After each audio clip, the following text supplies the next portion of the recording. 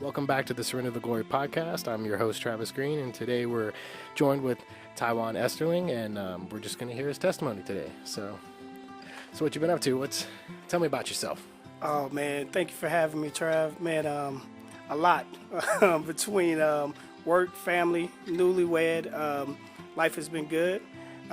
So not a lot of complaints, man, but just work and doing the family life, man, has been a little different during this COVID situation.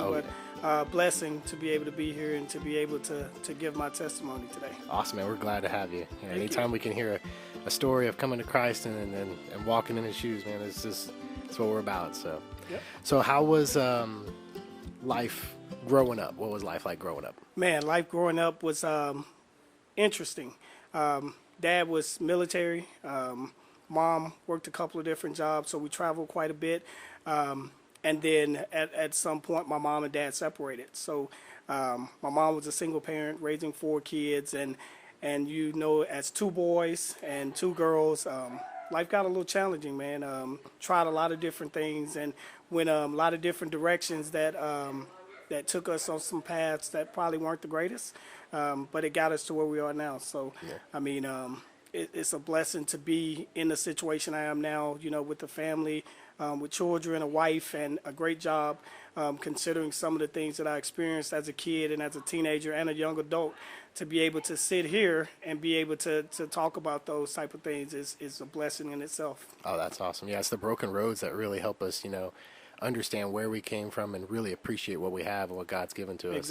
Exactly. So I can remember as a young teenager, man, just getting caught up with the wrong crowds. I played sports and I was in church a lot, but at the same time, getting into the popular crowds and the things that they were doing with experimenting in the drugs and just the I won't say gangs, but being part of affiliations and people that didn't have your best interests at heart, man. Got caught up in a few years of that, and grateful to be able to say that I escaped being imprisoned and stuff like that because of some of the people that I was hanging with. But I tried a little bit of everything, when it comes to the drugs and alcohol and all that at a very young age. And to this day, I'm not a fan of it because of the fact that I watched what alcohol did to a lot of my family. I think it was one of the reasons that my mom and dad ended up being divorced as a kid is because my mom couldn't deal with my dad's drinking and things of that sort. So as I became an adult and experiencing some of the things I experienced as a teenager, I kind of told myself that I didn't want to be that, Yeah. So even though I went down those roads, I kind of tried to make a detour pretty quickly so I didn't become what I was seeing and watching as I was a kid. But it was times, man, where I was running with crowds and we ended up in situations where I didn't even know was situations. So where people that I was hanging with ended up incarcerated, and I know now it was by the grace of God that I ended up not being one of those people from just being in the wrong places at the wrong time. So I'm fortunate to say that I've never been in jail, but I've been in situations that I should have been in jail. So just to be able to sit here and speak on stuff like that is a blessing in disguise. Just knowing some of the things that I've been through and places I've been that could have landed me there. Yeah. Was there some sort of catalyst that helped you get out of that situation or help you recognize that? Well, to be completely honest with you, man, I had a balance. I had a few people in my corner, family-wise, that was pushing the church narrative. That, hey, we have prayer meeting on this day, we have Bible study on this day, we have choir practice on this day. And as a kid, I was in the choir and I sung, and I really enjoyed doing those things as well. So those kind of things will pull me away from the other things. So it's kind of like being this like teeter-totter between 2 lives, and you really just had to make a choice. It was one of those situations where as long as I had the church thing going on, I had people pulling me in that direction. I didn't have the time for the other things, but it was when those people weren't there saying, hey, I'm going to pick you up to take you to church or whatever, is when I found myself on the other side of falling the fence. Back in. Yeah. And but I was fortunate enough to have enough people pulling and saying, hey, I think they recognized, even though I didn't know they knew what I was doing. They saw what you couldn't see. Exactly. Yeah. So I think, God's favor in a lot of places that I didn't know I had it. There's a song I used to listen to all the time that said I had a praying grandma. And I feel like it was a lot of things that I thought I was hiding from them that they saw all along, and they were praying and standing in the gap for me, even when I didn't know it. You know, so I think that kind of helped me to get out of certain situations, even though I didn't know they even knew I was in them. Yeah. Yeah. And that's powerful too. Like the church I used to go to, we had a top 5, and it's a little card. We wrote down the 5 people that we constantly pray for, and I keep in my car and I pray for them, even though they have no idea I'm praying for them. Never told them, you know, pray for them all the time, and you could see that amount of prayer and the amount of work that you put into that, what can come out of it, you know, Right. and the beauty that has come out of that is just That's awesome. That's not me by any means; it's God, but Right. just being able to you know, just be able to pray, you know, selflessly for somebody else, just hoping that they'll make the right decisions, and hopefully God will step in for them. And that's awesome that you had a community doing that Yes, for man. you. And it's amazing because a lot of times, man, where we think it's us, we think we've hidden and camouflaged ourselves, and a lot of times it's not knowing who's standing in the gap for you. You know, and a lot of times I think my mom and grandparents and stuff like that, who knew, you know, what prayer does. You know, I didn't understand as a kid how important prayer was. I did it at church because it was routine, but I didn't really know the power behind that. And I think I've had a chance to experience it now in my adult life, of knowing how prayer does actually change things, and knowing that other people's prayers work just as effectively as your own. Oh yeah. And I think a lot of the prayers that my mom and grandparents and everybody else, even people in the community that saw the direction I was headed in, those prayers kind of pushed me to the right side of the fence. That's awesome. And I just want to take a second. We're not running a dog fighting ring here. It's just we're in the garage, and what's it? It's 97 degrees in here, so we got all the doors open, trying to get some air through here. So you're hearing, you know, a couple of blended families over here with different dogs, trying to get them to play together, and it sounds like they're having too much fun. So coming out of that and seeing that, what led you to Christ? What was like?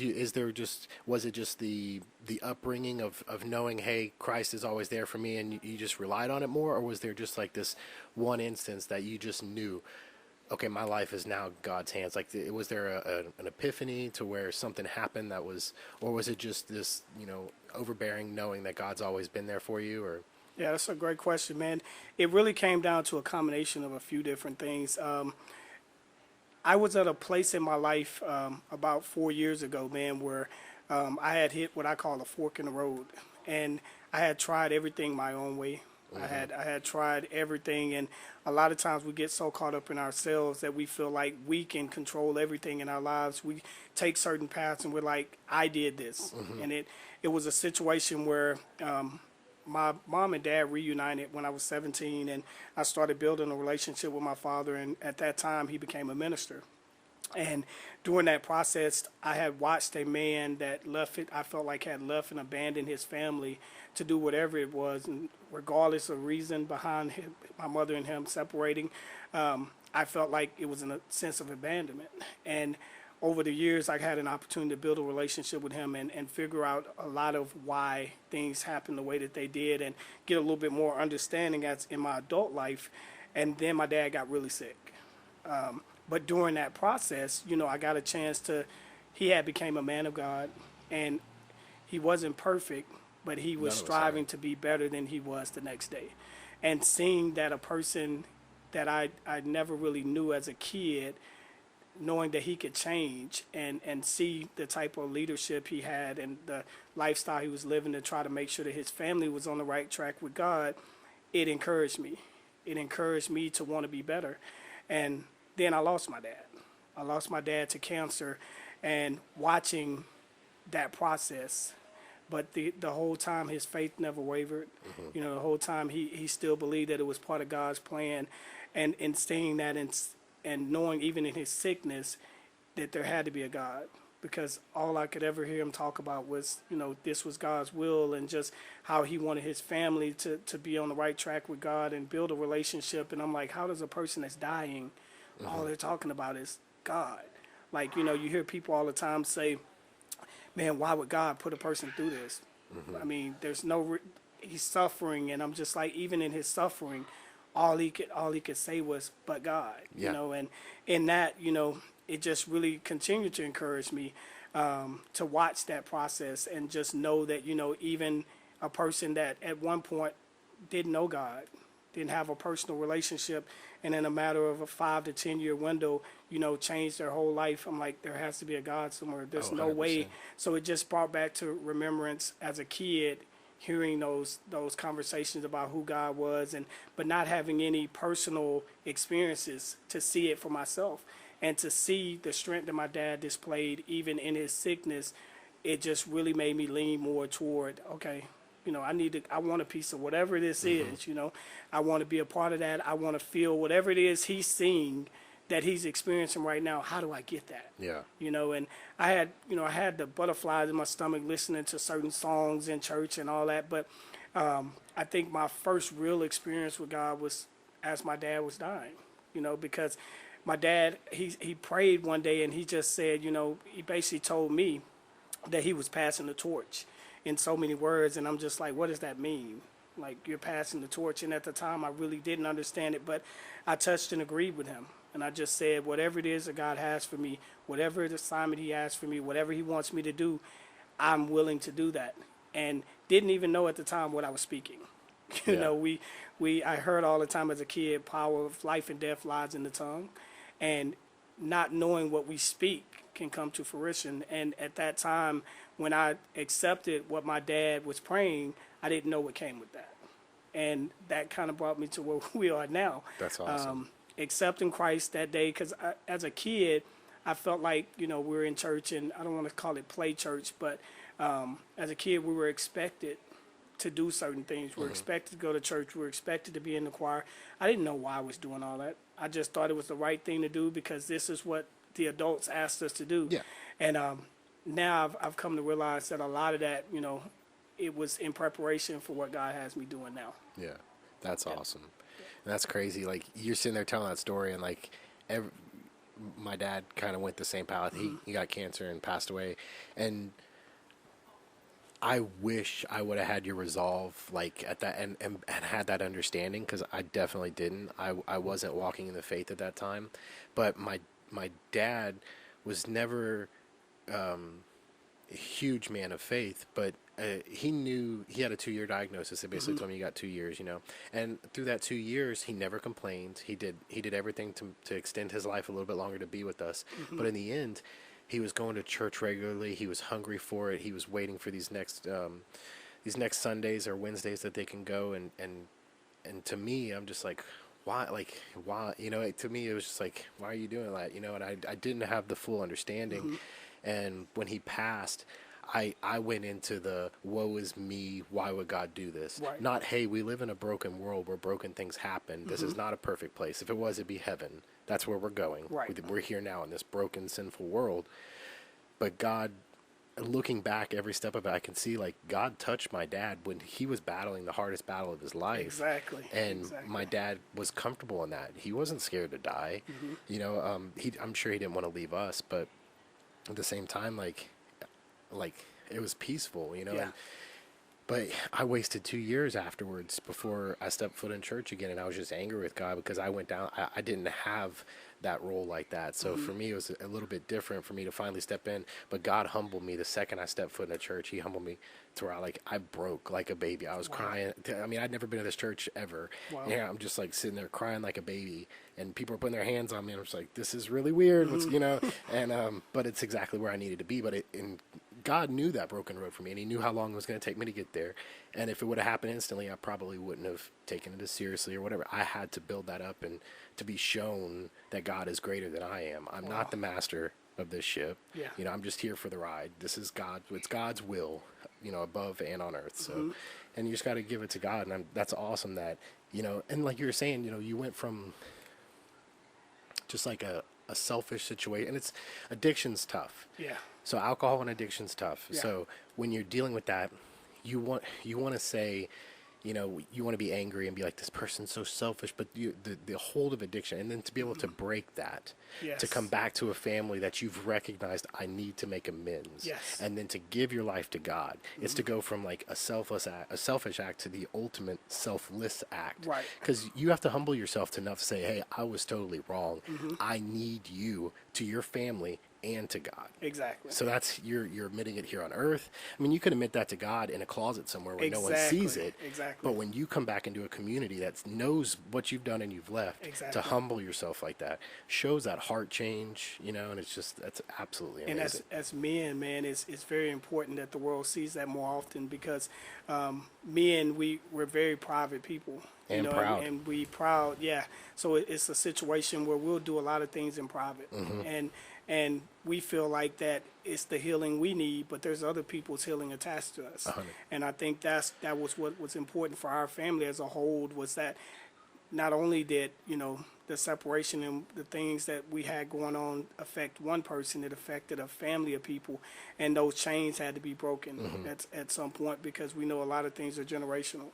And I think it broke the curse when That's my awesome. dad made amends and was able to show that, change is inevitable, but you have to want it. You have to want change, and sometimes we have to be the change that we want the world to see. And I think as far as in my eyesight, and I think a lot of my family too, my dad making the transition that he made when he made it was so vital to our family and our growth even now. Yeah, as a teenager at 17 to see Yes. that and to Yeah. recognize that's huge, because that Exactly. could have sent you down a different path as well. And the crazy thing is that I was at this fork in the road, and it's like when you talk about mentorship and you talk about good examples, this at 17, it was a situation where I'm looking to the left and I'm looking to the right, and there's gravel on both sides of the road, and it's just like I can't see so far ahead on either side, but I know this road leads somewhere and this road leads somewhere else. And that's one of the hardest decisions to make when nobody's really telling you, hey, don't go that way, go this way. So, to have him come back when he did was, in the beginning, was hard because we were used to being the men of the house. I had a twin brother, and we weren't used to another man coming in and trying to enforce anything or to make decisions or even to help us to make those important decisions. So I think God knew at that time how important it was, or we might have been on another road for another 10 years, that all roads lead back to God eventually if you choose him. But I think the journey could have been a lot longer and a lot harder if he wouldn't have came back at the time that he did. So I'm grateful, and I just look back and I'm thankful for the journey, really. I mean, because it's created me into the person that I am now, and I'm just thankful that I made the right choice and that I had that influence to help me make the right choice at that time.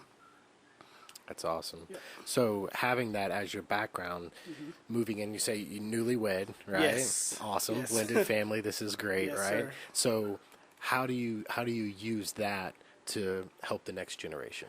Man, it's awesome because 3 years ago, I'll back up just a little bit. Man, I had lost my job. I had went through a bad divorce, and I found myself pretty much homeless. But I was staying with my best friend, and I was sleeping on an air mattress on the floor, man. And I had basically hit rock bottom, and I found myself on my face one night crying out to God and saying, I chose you, over everything, the drugs, the everything, and I'm just like, this can't be it for me. Like, this can't be why I chose the path that I did. I'm sleeping on an air mattress on somebody's floor. Like, and I was crying out to God, and I remember falling asleep. And I woke up in the middle of the night. I had been dreaming, and I kind of woke up in a cold sweat, but the dream that I was having, it felt so real. And normally when I would dream, I couldn't remember what happened in the dreams, but this dream was so plain and clear that it woke me out of my sleep, and it was God telling me to write down everything that I could remember in the dream. And I wrote out as much of this information as I could down, and then, I remember laying back down and going back to sleep. And for the first time in my life, in a dreaming situation, I fell back into the same dream again. And it's like the dream had picked up where it left off before I woke up. So when I woke up the second time, I was kind of in shock because it was like I had received a message from God that basically was giving me instructions on what to do next. And at this point in my life, because I had lost my job, I had lost my car, everything, I had felt unloved, unwanted, unappreciated. I just felt worthless, basically. And out of that, God birthed something. And that went on for about 9 months. And during that 9 month period, I felt like I was carrying something. And during that time, I think he was trying to show me that I didn't, the things that I had valued so much in my life, basically my whole life, was the cars, the clothes, the jewelry, the girls, all of that stuff. God showed me that none of that had value. And it took me losing it all to realize what was really important. And in this dream, there was 3 letters all over the place in the dream, and the letters were LYE, and they were separated. They weren't together anywhere in the dream, but they were everywhere I passed in the dream. I could see these 3 letters. So over a period of a couple of weeks, as I started to look back over the papers that I had wrote everything from the dream on, God had me in my quiet place, and he says, when you're looking at these letters, what does it represent to you? So I put them all together, and it was LYE. And I looked at it, and I was like, that spells lie. And I'm like, so I started doing some research. I Googled what LYE was and lie, and it came up to lie used to be a main ingredient in soap. So I'm thinking, okay, what relevance does that have to my life right now? And then I started to think about what soap does. Cleanses you. Yeah, so I'm like, okay. So God started putting the pieces together, man, and I'm like, okay, it cleanses me, but still, what does that have to do with me? And so just to fast forward, man, the letters LYE, to me now represent loving yourself every day. I found myself during that time that I was going through that rough patch of not having the money, not having the clothes, not having a home or a car, that I didn't love myself. Because I thought in order to love yourself, in order to be recognized by anybody else, that those things were so important that if you didn't have them, you were nobody. Yeah, it took your status away. Yeah, so it took away my identity. So God told me in this dream that I was having an identity crisis. And everything that I thought was important had to be removed in order for him to show me who I was in him. Because my focus went from having those things to focusing on what I had in front of me. And it was just me. I was laying on an air mattress by myself. And so originally that journey was a private journey, because God was like, you have to start loving yourself before I give you any of this stuff back. Before I can trust you again with any of this, I have to trust that you know your value without any of that. Because your value is not determined by what you own, it's determined by what's inside of you. That value can be measured. Yeah, it's not worldly things. Exactly. Yeah. And man, it was amazing, because when I started the journey, I still had my little girl with me. And it was a situation where she was watching the transformation. She was watching God change me into this person that valued him more than the stuff. Valued my relationship with him more, because I knew how it would start to affect the next generation, meaning her and my nieces and nephews. So even though I didn't want the world to know what I was going through, I didn't want people to know I was homeless. I didn't want people to know I didn't have a car. God told me I had to be naked. He was like, no longer can you do this in private. This is a public experience, because there's other people just like you that need to hear the message. Need to know they're not alone. Yeah. Exactly. So at that point, man, my private journey became a public journey. So I started sharing the life experience with other people. It started with my family, my mom, my brothers, sisters. And the loving yourself every day it's a task.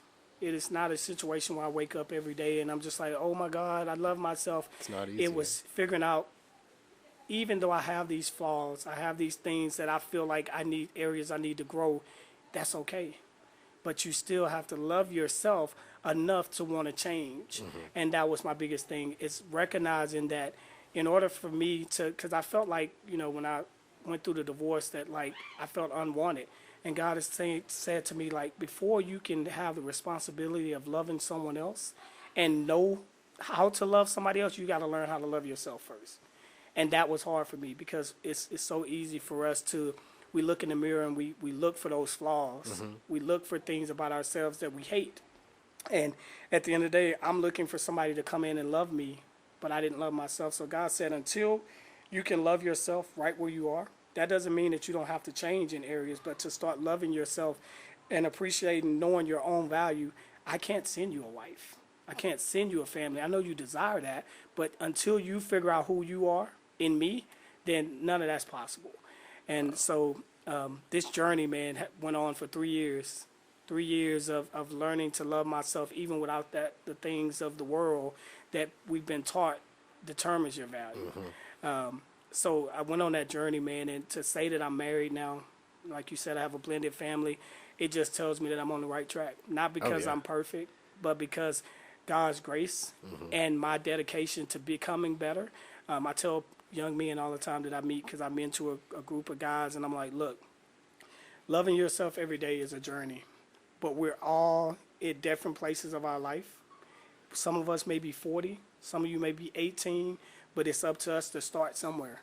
And it doesn't mean it's going to be easy every day. It doesn't mean you're always going to make the right choices, but together we're all headed to the same destination. And that's to become a better person than we were the day before. And I'm like, don't ever think that that means, because I post stuff all the time on social media and stuff like that, and people are like, oh, you got it together. I'm like, man, I'm just trying.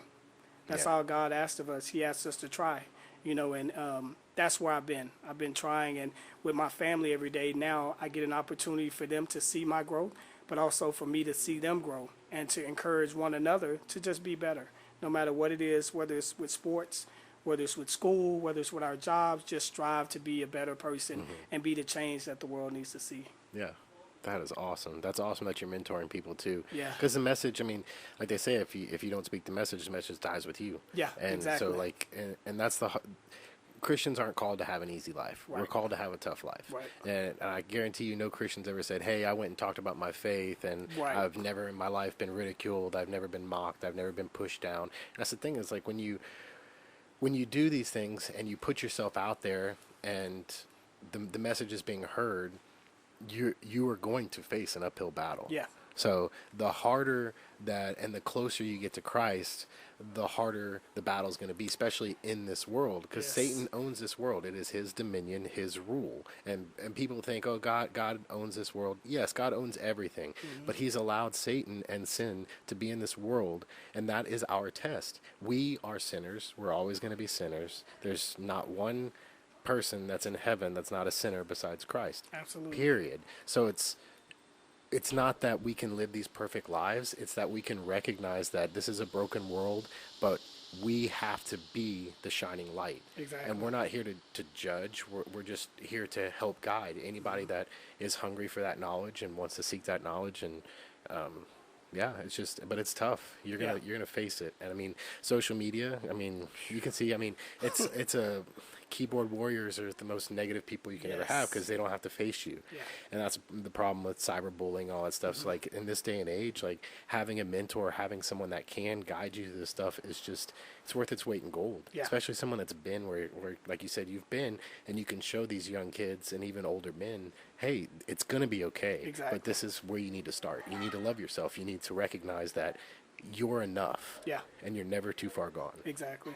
And it's amazing, man, because I've had some opportunities to talk to kids that are in the foster care system. I've had an opportunity to speak to the homeless. I've had an opportunity to go to the prisons and speak. And it's nothing more rewarding, man, to be able to tell your testimony and see how it affects somebody else's life. Because a lot of times we think that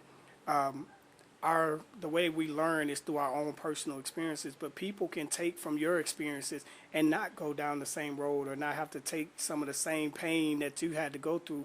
And that's my goal too, man. It's like, look, if I can reach one person with my testimony, with the message and the journey that I've been on, then I've done what I can. You know, it's up to us. If we reach one, we can reach many, because then Exactly. somebody else's testimony becomes healing for someone else.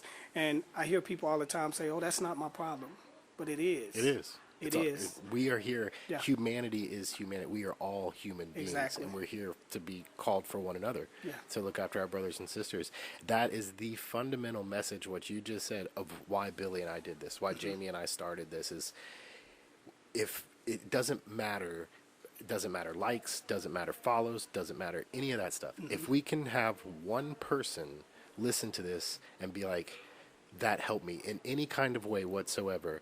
And Billy and I were doing a show. We were like 6 or 7 shows in, and his supervisor came to him during an assessment, and he said, "Man, I listened to your show," and he said it clicked. Everything clicked for me, you know. And he told me that. I'm like, that's why we did this. That one person, we got one person that said, wow, okay, Yeah. I get it, you know, and he's back in church. So I'm Yeah, like, that's awesome. that's why we do this. And, you know, and I've had guys I've asked to come on here, like one of my small group leaders, he didn't want to come on and give his testimony, not because he was ashamed of his testimony, because he didn't feel he had anything to bring to the table. And I'm like, everybody's testimony is precious. And he's like, Exactly. but I don't have one of those, you know, I did drugs for 12 years, I was thrown in prison, and now I came to God. I'm like, he's like, I was raised in the church, I was brought up in the church. He's, you know, trying to be an elder in the church, or working, you know, doing this thing, to have family in the church. And I'm like, that is just as beautiful as someone Exactly. that's never been to church and Exactly. click, because people can realize there's people that have been in church this time and they're struggling, and they can realize that your walk could be their walk. Everybody's Exactly. testimony is precious, and Yeah. everybody's testimony should be told and heard, because someone may completely recognize with your testimony, and they may be struggling Absolutely. in church at this time. Absolutely. And you can renew their faith and help them out and let them know that their testimony too is just as strong as somebody else that's gone through this monumentous, you know, thing. You know, escaped a third world country, came here, found Christ. That's awesome, but that's not the norm. Exactly. You know, so people need to know that, you know, everybody's testimony is awesome. Yeah, and it's our responsibility, because there's a scripture that I love. It says, "Love thy neighbor as you love yourself," and that's where this live experience has really touched home for me. Because, you know, how can you? I asked myself the question. I said, "How can you love your neighbor if you don't love yourself? Why would I care about how other people are affected in the world if I don't even care about how I'm affecting myself with my own decisions every day?" And when I realized, I'm like, man, you know, in order for me to care about what's going on around me, I have to care about what's going on inside of me first. And when God started to give me that insight, and I started to view the world differently, the way that I reacted to things changed. Because now, when I see something happening that I may be able to affect, it's like, that's my responsibility. And we tend to pick and choose what we want to take responsibility for. We're like, well, that has nothing to do with me. I don't own that. How is that going to affect me? Man, and I look at it now like, if I can talk to a 17-year-old, he may be in that place I was when I was 17, and nobody was talking to me. I'm like, so how does that affect me? Because I could have just changed the perception and his reality at the same time, to say, okay, now this 17-year-old goes in the world. These are our doctors. These are our our future. lawyers. These Yeah. are our future. If we're not caring about the well-being of them now, these are the people that's taking care of us Yeah. when we're older. Exactly. You know, and when I start thinking about the responsibility of a 17-year-old kid now being the doctor that's diagnosing me when I'm, you know, I'm like, Yeah, that's and has important. no bedside manner, and just You know? looking at you like you're a number, instead of saying, okay, hey, I can have a personal relationship. Right, You know, and, right. and yeah, it all affects. It's like a domino. Exactly. You know, and it all affects everything. I mean, like you were saying too, the people that are going to be making the decisions in the world. Would Yeah. you want someone making decisions in the world that are actually truly thinking about the other people they're affecting, Exactly. or it's just like, it doesn't matter. This is, but boom, and do Right, that. You know. right. So yeah, just to be able. I mean, that's a good one, to just be able to spread that message to where people would care more for someone else than they, you know, they do themselves. Because the way I see it, man, is the world is seeking love, but I think the version of love that was brought to our attention was the type of love you see in the movies. Yeah. You see hey, you went to high school together, middle school together, you fall in love, you both get jobs, you get married, happily ever after type of love. But God's love is a little different than that. Yep. You know, when we look at the passion of Christ and the things that Jesus went through to display his love for us, we have to carry that same cross. And if that means our brother standing next to us needs us to be that example to help them, that's what we're what called love to do. is. That's what we're called to do, and that's the assignment that I've kind of taken on. But it starts in my house.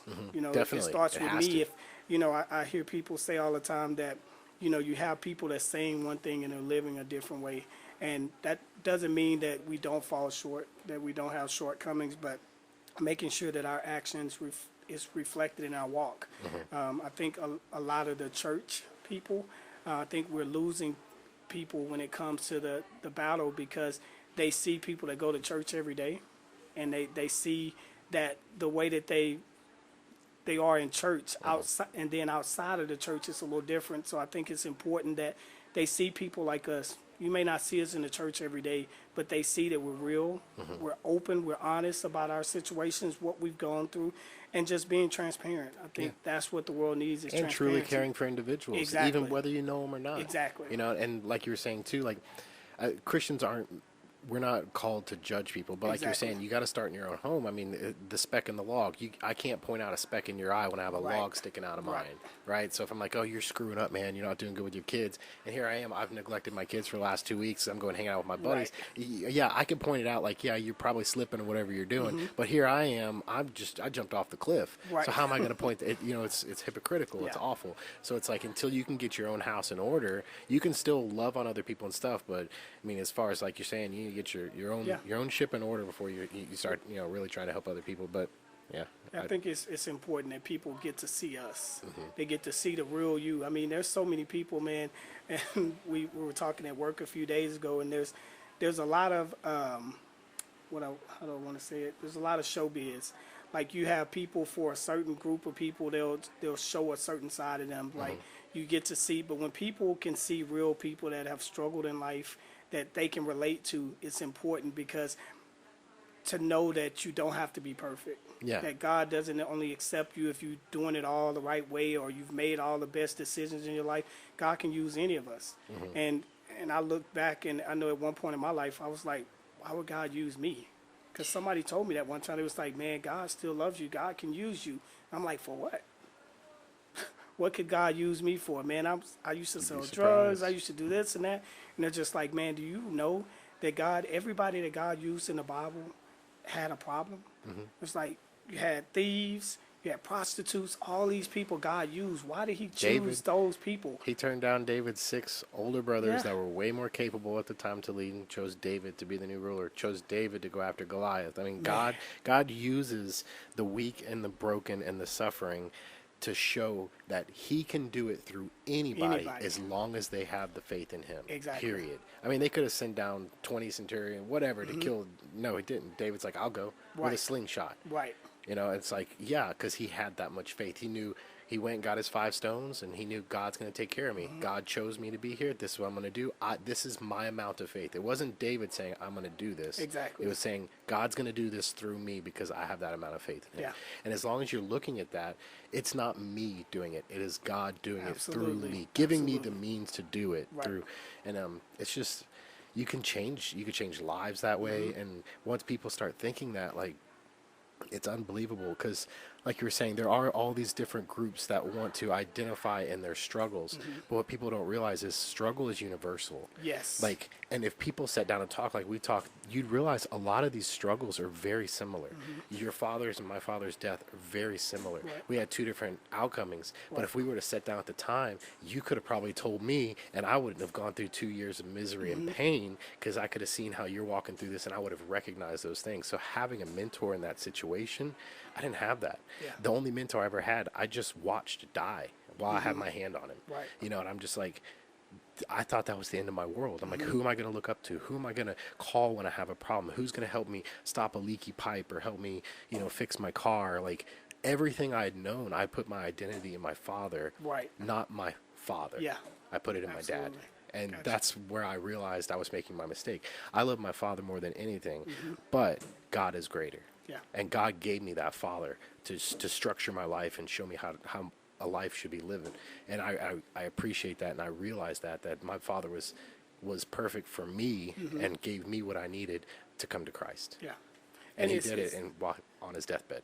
And it's amazing how God will take tragedy to change lives. Because I watched my dad's similar situation. Like, I was by his side when he took his last breath, and I remember just thinking, man, why him? Like, he's the glue that's holding the family together, I'm like, God, why, out of everybody you could have took, why him? And it was, I think a lot of us were so depending on him, like you just said, instead of our Father in heaven, that we had all thought we could ride my dad's coattail into heaven. Like, he's carrying it for all of us, so if he's here, we don't have to do no work. We're good. And it's amazing because even in his suffering, he was so worried about all of us. And I think his fight he fought for so long because he was waiting on us to accept the fact that this is what God is doing right now. And when he leaves, it's still our responsibility to take care of us and to keep the family together. And he wanted to make sure that we understood that it was God all along. It wasn't him, it was the God in him. His strength was coming from him, and that we would need that same strength. So when he said he was passing the torch to me, it was because he figured out that he knew that I was starting to understand what was going on, and that it was time for me to build that relationship with God and be able to be there to help my family would have understanding as well. Because, man, my sisters was taking it very hard. They're just like, I can't believe God was do this. But at the end, now everybody's seeing that God was doing it. It was his time, but it was also to birth something in every single last one of us. Because all of us had something inside of us. It was just, it wasn't activated. And it was almost like my dad's passing activated things in each one of us that my dad already knew it was there. Like, he saw it, and that's why I think he was at peace with saying, okay, it's time now. You guys, because the last thing I remember him saying is, you guys are going to be okay. And never talked again after that. And I'm just like, how does he know that? But when you have a relationship with God and that personal relationship, I think he was at peace because he knew he had given us enough examples he had prayed enough for us to have enough in us to say, you know what, we got to do it. And a lot of that, to be honest with you, was because we felt like we had to do it for him originally. Yeah. It was like because of the man that he was in God and the man that God had put inside of him, the spirit he had put in, we were like, you know what, Dad will want us to do this. Yeah.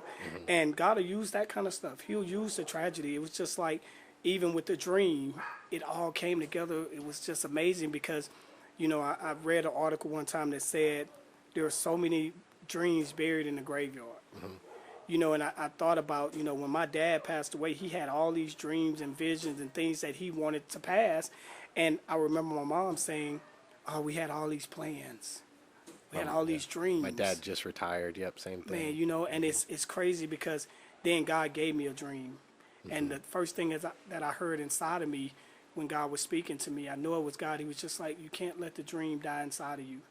And what he was telling me at that time was, yes, life started as a dream. That's how he gave me the message, but it was really a vision. And God was telling me, but you have to choose. You have to make a decision today. I woke you up out of this for you to make a choice. Like, either you are going to live out the dream, meaning you have an opportunity to live, because loving yourself every day means I get to live and I have an opportunity. God creates opportunities for us to do the right things. Or you still have a choice. You can keep walking in darkness. And, man, I'm just so grateful that I made the right choice. That's awesome. Because, my life has changed since I made that choice. Again, I have a beautiful family, a great job, another promotion on the way. So I know none of that is because of how good I've been. It's just because I made the right choice, and God's grace is all over me and now my family as well. So I think it's beautiful too, like you were saying, like something was activated in all of you, and your dad knew it. Yeah. He knew before he passed, so he got to go not only knowing where he's going and just in pure bliss and peace of that, knowing he's going to heaven, but knowing my job's done. Yeah. And then God can greet him and say, "Good job, my faithful servant." And isn't that amazing to know that God has presented us with an opportunity to do our job? You think about your worldly job every day, and you're like, man, I get up every day, I go to work. But that's our second job. Yeah. All of us, if we really, another article I read one time, and this one sticks with me, and I repeat it to these young guys all the time that I talk to, said there's two important days in your life. It's the day you were born and the day you find out why. When you figure out what your purpose is, and you know that your life has purpose, it changes the way that you see life. Oh, everything. And that's where I am now, is that now that I know that there's purpose, because I was living reckless. I was doing whatever I wanted to do, whenever I wanted to do it, didn't care how it affected anybody else. But to know that my life has purpose gave me life. Because at that moment, it's like God started to give me children and things like that. It's like he entrusted in me somebody else's life. So not only is my purpose to make sure that I'm living right, but to also take care of these little ones and make sure that they stay on the right track. and then their children, and so that's a huge It's responsibility. huge. It You is. know, and to know that God cares about us enough to give us purpose, man, it's just, if that doesn't keep you going, I don't know what would. I know it's a beautiful thing, you know, and like when you say with blended families too, people are like, "Oh, it's so tough having stepchildren." Like, no, God No. has blessed you with the task of not even your own children, Exactly. but now helping guide other children. Exactly. Like that you can't ask for something better than that. This Right. is like you have the chance now to fundamentally change people's lives and help guide them into the future and Exactly. let them know what true living is, to actually be alive is, to be reborn in Christ and to walk this way and to know your life has purpose. And the beauty of that too is, like you were talking about, is choice. You know, you saw this dream, and even in your dream you knew God said, you still have the choice. I'm not forcing you to do this. Yes. And at any point you could have been like, it's just a dream, not a big deal. Right. But to recognize, no, this is a big deal, you know, and my heart change says I have got to walk this path. Absolutely. You know, and all of us have that choice at any time, you know. But once you open your heart to Christ, there's no going back. It's just And it's amazing because even after coming out of that dream, man, the next day I tussled with it for a bit, and I wanted to keep it private. But I think God tested me right away, because a lot of times, man, we'll think it's just dreams, but God is speaking to us through different avenues and different outlets. And at this time, when I had the dream, I was so excited about it. Like when I wrote it down and I started looking back over stuff, I had never been this excited about anything. But I still was like, it's just a dream. You know, it's been times where I had dreams where I found all this money and I wake up disappointed because I'm like, man, where's all this money I found? But this was a different feeling. And my best friend, he's been my best friend for 20 plus years. He's also my partner for life. I told him about it. And what really made me excited about sharing it with the rest of the world was when I told him, the first person I ever told about the dream, how excited he got about it. And he said something to me that I had already read before. He said to me, man, you can't sleep on the dream. And I'm like, but the dream was when I was asleep. And it didn't register to me what he said at first till maybe a day later. And I kept hearing in my head while I'm sitting at my desk, I'm just like, you can't sleep on the dream. You can't sleep on the dream. And I'm like, at that point, I woke up. I had been awake all along, but I woke up. And then I started moving in the direction of the dream. And that's what's important, too, is that once God gives us something, we can't sit on it. gotta water it. If you don't water it daily, Yep. It's gonna it's die. just like anything else. It dies. You have got to put attention to it. And what I was having to put attention to was loving myself. So what better task for God to give me than to start with me? Like, to love myself. It was just like every day I had to wake up and I started looking up ways to love yourself. I started Googling everything and speaking positive affirmations over myself. And the more I start to do that, at first it seemed crazy. It feels awkward. Yeah, I'm I've like, tried doing dude, it. Once you introduced me to it, I started following on social media. I'm like, I'm gonna try this. I'm looking at me. I'm like, I feel really weird trying to compliment myself right now. This is really. Absolutely. But once you do it, and you're like, you know, I'm built for success. I can do this. We need to keep Yes. moving forward. I can finish this. It's like goal setting, and then all this, but it's Right. goal setting for your heart. You know, you Yeah. have this change to where you're like, wow, okay, I can get up and I can look at myself in the mirror and not be like, oh man, you look like crap today. But like, no, we're going to succeed at something today. Yeah. This is what we're doing. I'm not Absolutely. looking at my image. I'm looking inside and Right. saying, okay, I might not be happy with what I look like on the outside, but I'm looking past that in the mirror. I'm looking deep inside me. And that's what Absolutely. loving myself is about for me. Man, and me too, man. And it's amazing because my first job interview, after going through that experience, I went into it with a different level of confidence, man. I didn't care about the clothes I had on. Yes, I was dressed neat or whatever, but it was just, I went into it with a different attitude, a different mindset. I knew the job was mine before I even got there. Having that type level of confidence a month prior to that, I couldn't have done it. But and it's amazing because when I look back at the calendar, this was a 9-month period that I went through this journey. And when I thought about 9 months of doing something and carrying what I was carrying, I thought about a woman giving birth. You know, I was going through all these Struggles different and changes and pains. struggle and pain. But once I was able to give birth to life, it was just like I could look back now and I'm just like, wow, I carried all of this stuff for all that time, and now I'm looking at the fruit. I'm looking at the fruit of that labor, and I'm just like, man, I'm looking at other people. People are messaging me saying, man, thank you for sharing your testimony. Man, I appreciate what you, it's people I get in my inbox on social media all the time that they never comment on the post, but they'll inbox me and say, man, just continue to do what you're doing. I see it. And I go back and look at a post, and I'm like, I don't even see. They didn't Same like thing with this. our YouTube. Yep. I'm same like, thing. so I didn't even know they were paying attention to it. Yep. So that is rewarding to me to know, because I don't care about the likes. Nope. Me neither. I'm doing It's just that about reaching that every person. single week, regardless of how many people like it, love it, whatever. You know, I tell my wife all the time, this isn't it's not for likes. If I can reach one person, It's for and the glory of God. man, Period. a person inbox me and say, man, I needed that today. I'm like, thank you, God. Yep. That's 'Cause why it God ain't put me. that there. Yeah. You know, it's not me. And I tell them all the time, I posted something a few weeks back that I said, man, just know and believe that whatever I'm posting, it's not just for you. It's probably for me too. I'm like, so just don't think I have it all together. It's a daily walk, and I'm walking with you. If you ever need me, reach out to me, inbox me. Here's my number. Call me, text me.